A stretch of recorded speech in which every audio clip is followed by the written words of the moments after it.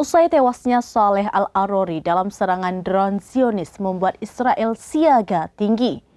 Hal itu lantaran pembunuhan yang menargetkan Al-Arori berdampak besar terhadap apa yang akan terjadi selanjutnya dalam perang ini.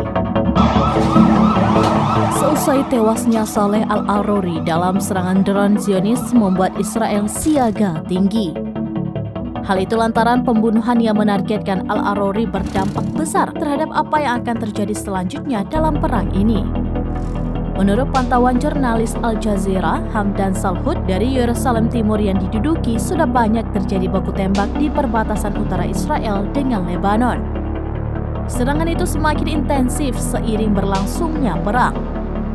Sementara itu, Zaina Khod, jurnalis Al Jazeera melaporkan dari Beirut, mengatakan ada kepanikan di ibu kota Lebanon setelah serangan yang menewaskan Al-Arori.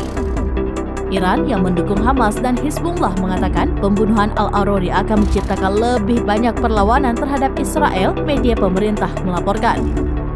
Perlu diketahui, Saleh Al-Arori lahir di kota Arura, dekat kota Ramallah di tepi barat pada 1966.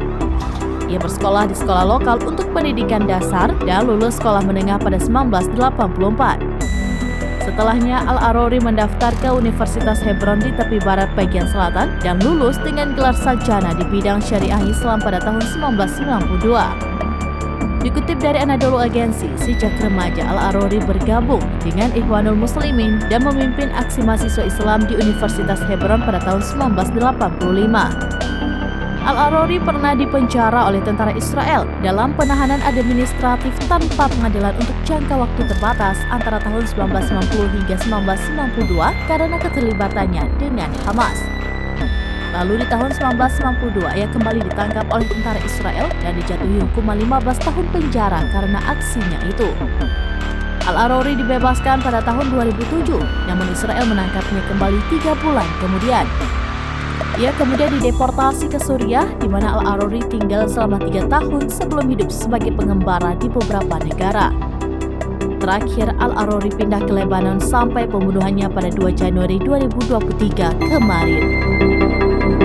Demikian informasi terkini Syederalun. Saksikan terus beragam informasi lainnya. Coba like dan share seluruh akun serambines.com. Download Tribun X sekarang. Menghadirkan lokal menjadi Indonesia.